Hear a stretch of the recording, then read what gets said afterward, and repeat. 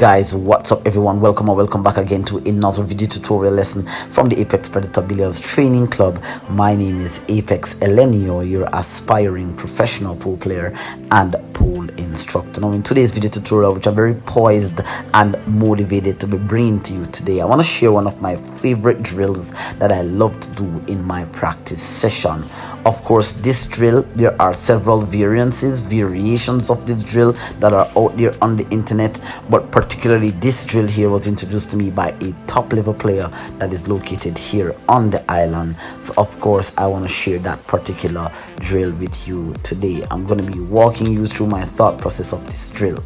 Now this particular drill, I gave it the name of the 2-rail exit point drill, right? And there could be other names for it out there, but in particularly I never saw this drill before, or this variation of the drill, so I decided that I wanted to give the drill a name of my own. And this particular drill, as I said, improves your ability in the discipline of 9-ball and 10-ball. So of course inside this drill here we're going to be focusing primarily on positional play, cue ball visualization ability, knowing when to or when not to use spin to play position, and how to visualize and create the ideal angle to have the cue ball travel into its positional zone.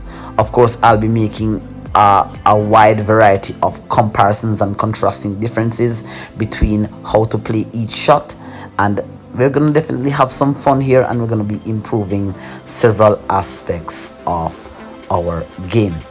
I did in fact did a video on this on my channel on a 9-foot table, so you can definitely go ahead and check those videos out. But in the same time and in the same breath, you can go ahead and smash that subscribe button below, turn on your post notification bell, leave some positive questions and comments, and of course do not forget to like the video. It does help the channel to grow.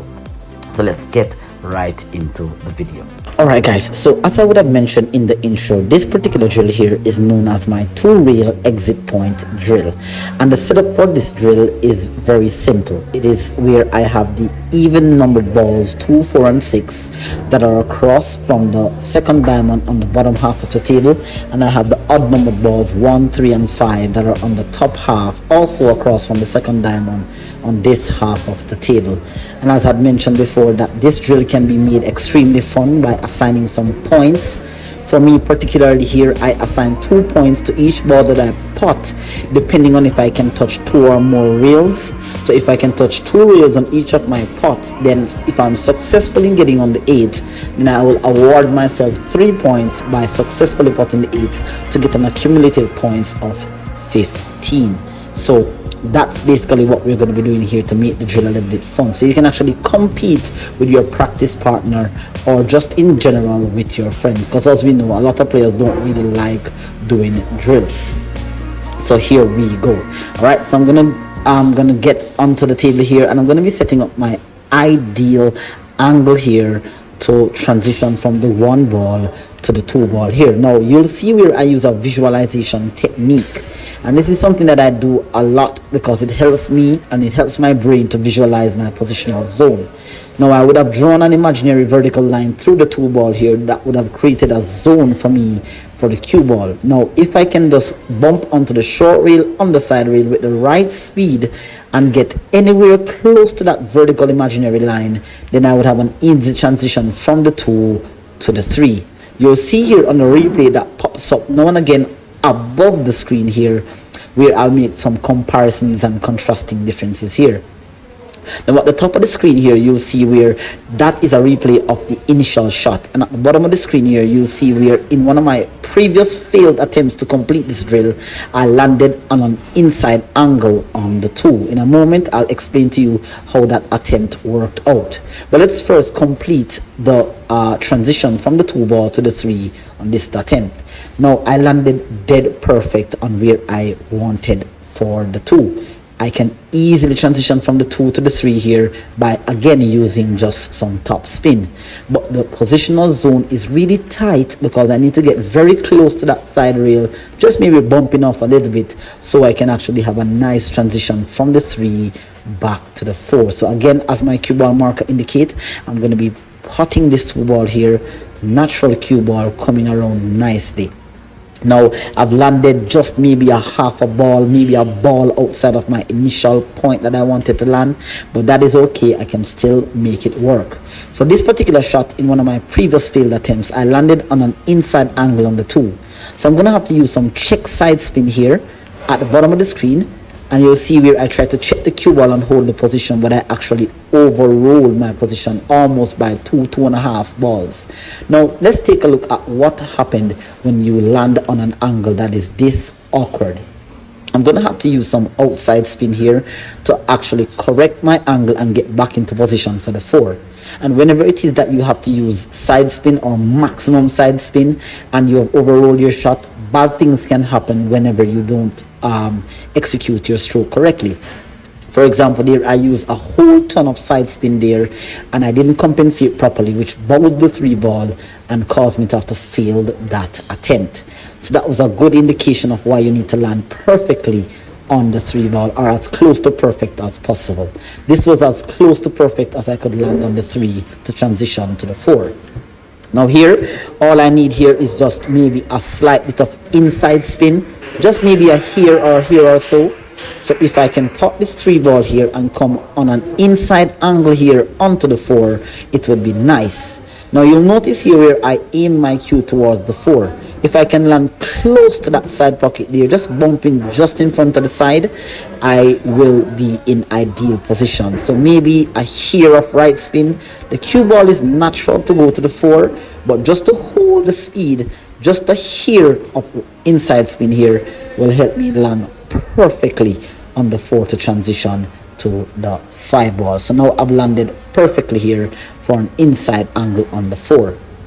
Now you'll see here on the replay on screen where I actually played this shot here. At the top of the screen is my actual shot that I played, and at the bottom of the screen here you'll see where I played a shot with a little bit of outside spin and I overrolled my position. Now here's a freeze frame shot of what this position looks like. Here I'm on the 4 and I have an angle that is going in towards the 6. Now again, this is not the ideal angle to get onto the 5, so once again I'm gonna have to use some contrary side spin here to get position. Now later in the video I will show you exactly how I landed on the 5 for this position, but let's see here how I got onto the 5 from this ideal position here. Now I have the perfect angle, which is the inside angle on the 5, but I'm looking for a angle that I can transition to rail from the 5 to the 6. So you'll see that I'm going around, I'm checking my angles, checking my zone, and so I'm in a little bit of a problem here because number one, I have to control the speed for this precise angle, and I also have to use a bit of inside spin here to check the cue ball off the second rail. So good pot here, and that inside spin helped me to hold the cue ball up for the 5. Now let's pay close attention to here where I landed on the 5. I potted the 4 ball as you'll see here, and at the top of the screen on the right side you'll see me moving and judging my angle that I would need to land on the 5. That is the precise angle that I would want to land from the 5 to head onto the I would want to land on the 5 to land onto the 6. Now on the left side here you'll see where the cue ball landed and where I intended my cue ball to land almost is to perfection. And this is a visualization skills that a lot of the top pros use. They always pick a positional zone, a positional angle that is ideal to move the cue ball naturally to the next positional zone. So you'll see here based on the freeze frame comparison that where I wanted my cue ball and where it has landed is in perfect synchronization. All right, so that's really good there. Now let's have a look at this 5 ball. Now you'll see here where I may have to go 2, maybe 3 rails to land onto the 6, but bear in mind that I would like to land on the 6 so that I could naturally float 2 rails for some sort of position onto the 8. Now I would love to catch in between the first and second diamond as indicated there on the screen. So if I can land anywhere close to some sort of angle, I definitely do not want to end up straight, so I can transition to the 8 here. Now you'll see where I use a bit of high left spin here, and you see that I'm a little bit coward in terms of using the spin, because of course using spin you have to compensate for aiming, compensate for throw, compensate for deflection. So I kind of played that shot a bit light, and you see here that I landed a bit straight onto the 6. Now, why did I land straight onto the 6 here? You'll notice here that earlier when I had played this 3 ball and landed on the 4, I overrolled my position. And so I'm walking you through one of my failed attempts. Earlier when I showed you a freeze frame shot of this, I showed you that this angle was heading in towards the 6. Now I decided that, hey, rather than just saying that the drill is over, let's try to see if we can create something here. So I've decided here to pocket the 4 ball using some check side spin. For this particular shot, I wouldn't be able to touch 2 rails. So I have to cheat the pocket towards the right and use inside spin to check it to hold an angle for the 5. Nice delivery there. I do apologize for blocking the way how blocking the path for you to see how the cue ball landed here, but you'll see that I ended up on a very much steeper angle than what I had initially landed when I executed the shot in my successful attempt. Now here is why I played that 5 ball a bit light. This was one of my failed attempts where I ended up with a steeper angle and I misjudged the angle. Now with an angle like this, which is very close to 45, probably about 37.5 degrees, this angle is going to head towards the corner, and I miscalculated the amount of spin that I needed, and that cue ball got away from me and scratched. So that was a failed attempt. I decided that, hey, let's just play it safe, pocket the 5 ball and just get some shorter shot on the 6. You'll now make a comparison between me landing. This is more closer to say 30 degrees. It's in between 30 degrees and 37.5 degrees. So I know now that all I have to do is just apply some high left spin, maybe about give or take say 10 o'clock. And then once I can land anywhere between the first diamond and the second diamond, I should be able to land perfectly on the 6, which is why I kind of played this 5 ball a bit light, due to the fact that earlier in my failed attempt I had pocketed the 5 and I had scratched. So this is why you see the cue ball coming off so softly. I perhaps maybe didn't need to touch the 3rd rail, but it ended up that I am straight here on the 6. And so of course I wouldn't be able to get the maximum of 15 points because I'm straight on the 6, no matter what I do here, I won't be able to touch 2 rails.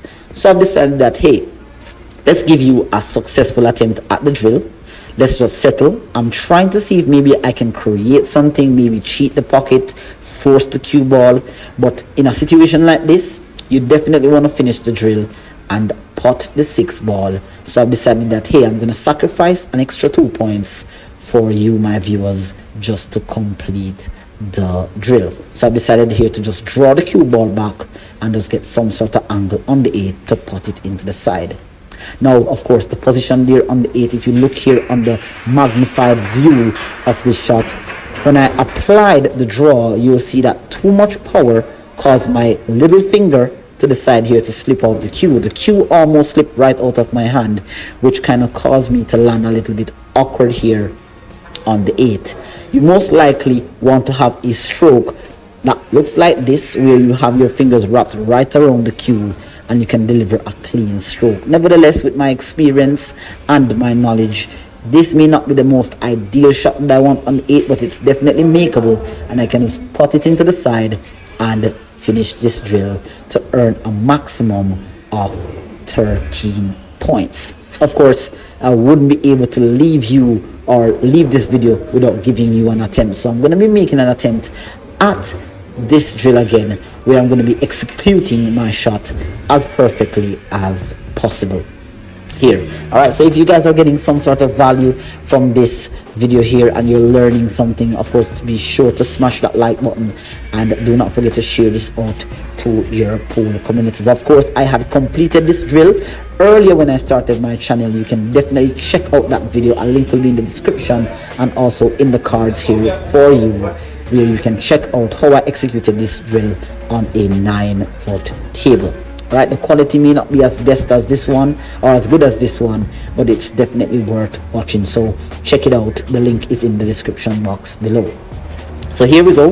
We're gonna go again. I'm gonna try to execute this drill as perfect as possible. So I'm gonna be a little bit more precise with my cue ball position. There you'll see that I'm judging. I'm saying, okay, if I can get outside on that vertical line or inside, this is how I'll be able to transition from the 2 ball to the 3 ball. So here again, setting up my shot straight, using top spin, coming 1 rail like that, 2 rails nicely close to that vertical line.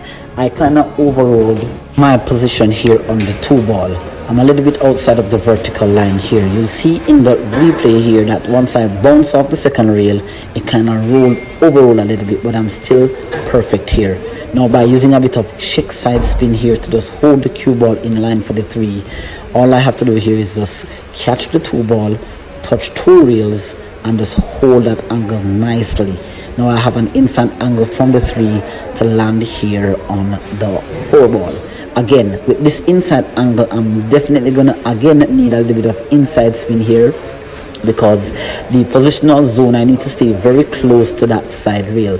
So just using a bit of inside left in this particular case here, touching 2 rails and just landing softly onto that side rail here. But again, the speed got the better of me here and I rolled completely out of line. Now you'll see here with the replay that with the side spin, I applied a bit too much speed. I delivered the cue, use the side spin, may have needed a little bit more side spin, but I can make very good use of this. I'm still not bad. This is very similar to one previous shot that I had played. We have to use a lot of outside spin. So now I'm going to be doing the same, but I'm going to be a little bit more smoother with my stroke. And here you can see I've landed nicely onto the 5 ball. So here I'm nicely onto the 5. I did forget the 8 ball. So here, after using the side spin, coming off the side rail and bumping nicely, I ended up slightly straight. Now, I definitely wanted to touch 2 rails. Now, I don't have as much angle that I need, but if I can just shoot this 5 ball into the right side of the pocket and force follow the cue ball with a bit of high right spin, I can catch the short rail and come in towards that angle here on the 6. So, delivering my cue, setting up my shot. Earlier I showed you that when you're using spin, you have to deliver the cue straight and you have to have a smooth stroke. You look at this delivery here, no movements in the back arm. You'll see how nice the cue was delivered.